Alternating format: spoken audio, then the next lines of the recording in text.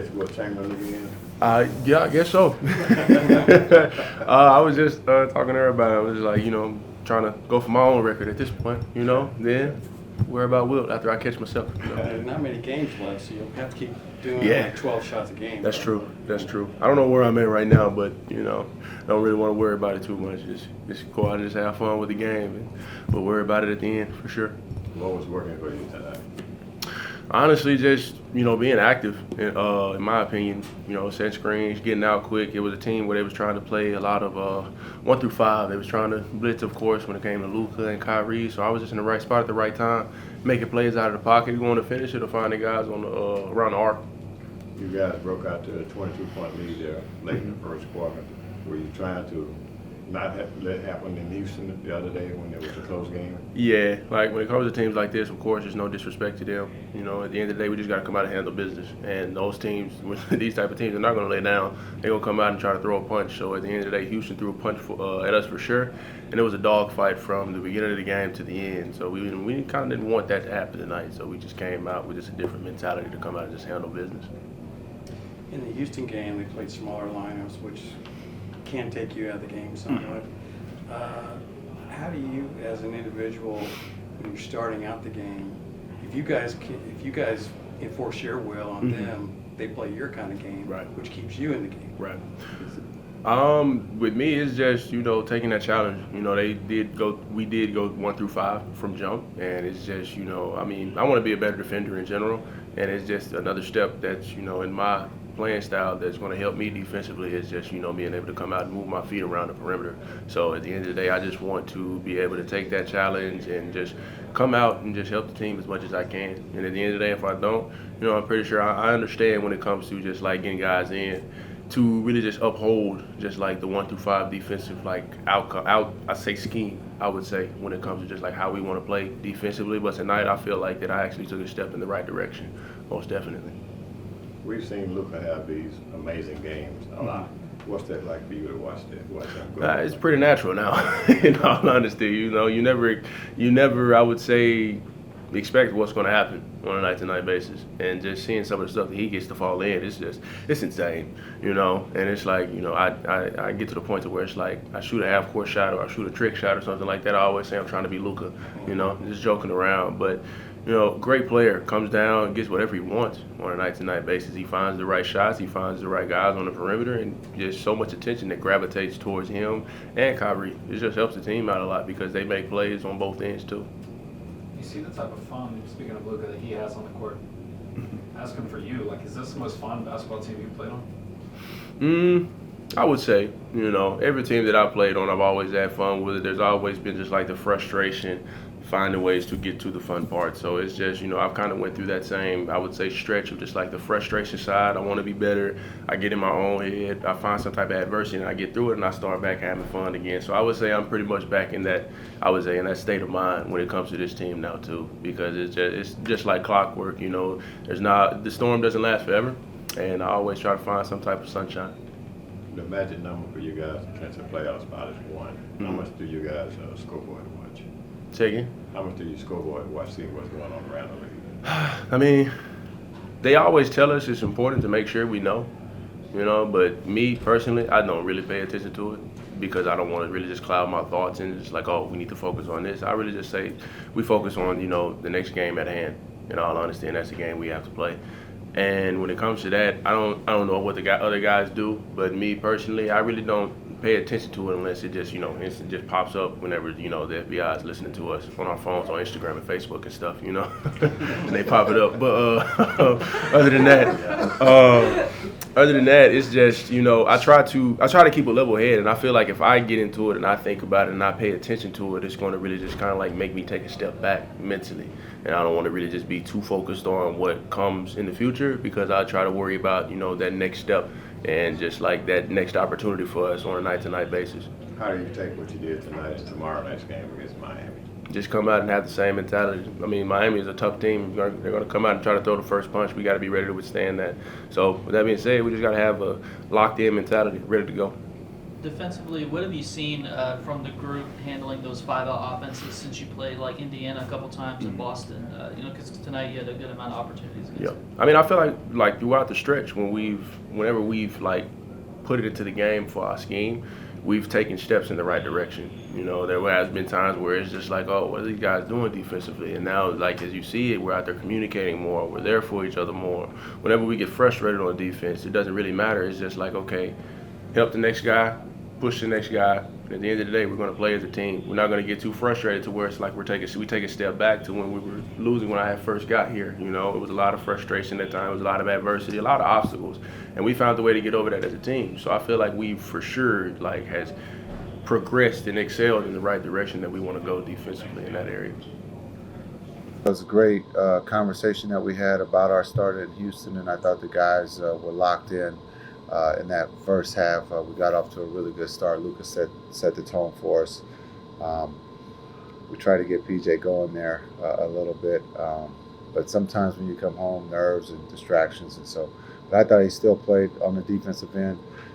His smile was still there, and so we're just happy that we could get the win and now move on to Miami. Some of us are old enough in this room, you may be included, to remember Mark McGuire. Yeah. How about the fact that Luka passed a 40-year-old franchise record That fast?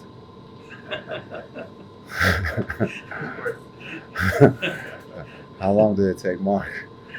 Well, I mean, with the single season scoring record. Oh, yeah. shit. Well, how long did it take Mark? Was it his first couple years, or did he get was it? like his third year. in the Third league, year? Third or Okay. fourth year in the league. Yeah. Well, he did it fast, so. Yeah. But it's incredible what Luka has done. He's going to rewrite the record books for the Mavericks and also for the NBA. So for him to pass Mark is incredible, because Mark is a legend with the Mavs.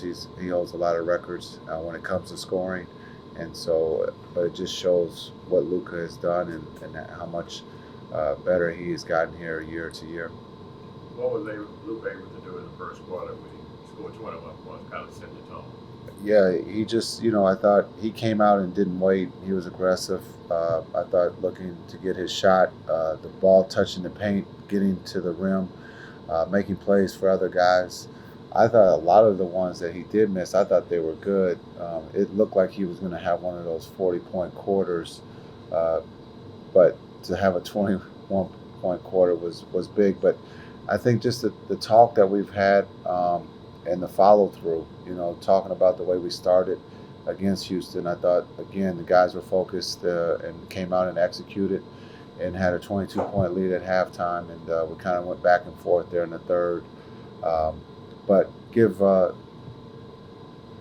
Hornets credit. They played in the second half, and they made a game of it. How was Gafford able to dominate tonight 12 as well? Yeah, I was joking with someone. I thought he's back on pace to go after Wilt again. I mean, I think that might be a constant here when he's here with the Mavs, is that his ability to catch and finish is something that we haven't had. And again, with the double teams, with him rolling, with his aggression, he was really, really good for us, and we needed that. And also the offensive rebounding, being able to get the offensive rebounds and putbacks were big for us.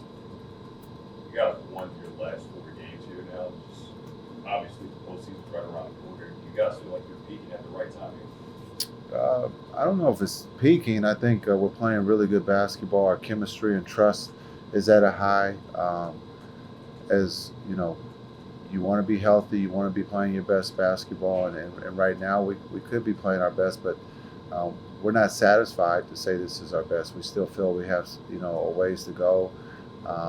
And so hopefully this is just the start of our journey to continue to keep growing and getting better as we go along on this journey.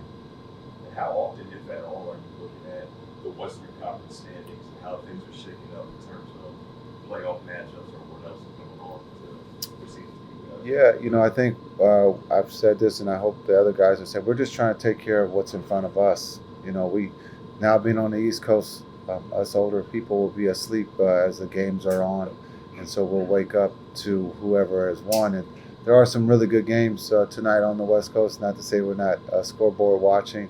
when you have the Clippers and Suns, Portland and New Orleans are playing, and so you have, we're watching a little bit, but at the same time we have to focus on ourselves, and our next opponent is the Miami Heat, so we got to get ready. That's going to be a physical matchup.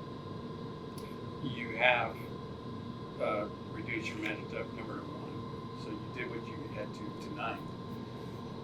If one of those teams loses tonight, you guys will clinch a top 6 seed. I mean, seems like it'll happen at some point.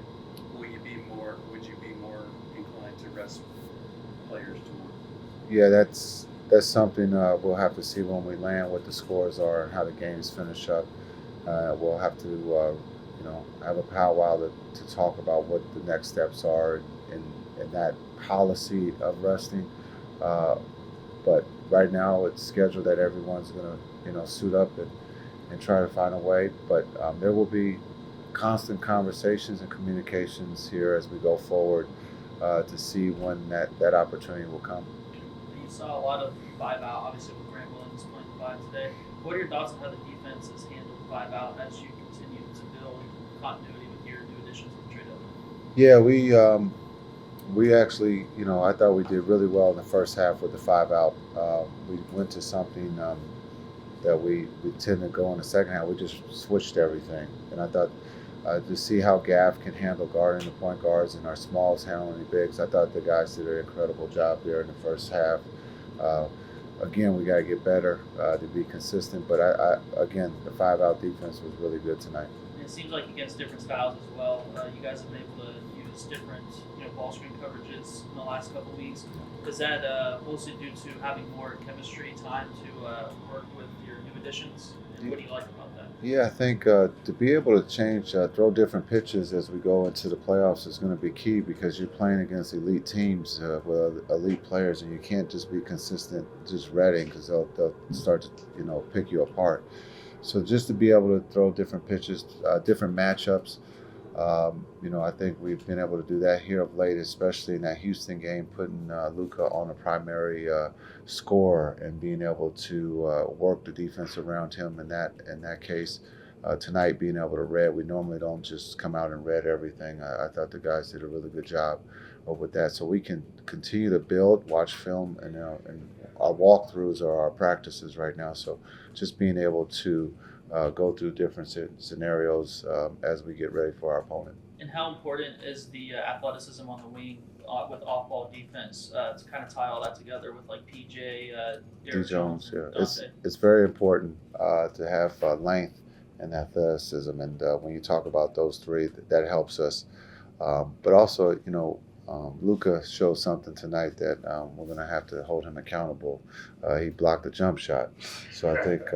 When you guys are laughing, that wasn't even my joke. But D. Jones, I think he's been watching too much D. Jones. But no, just the effort. You can see the guys are having fun playing defense, and when guys are having fun playing defense, you have a chance.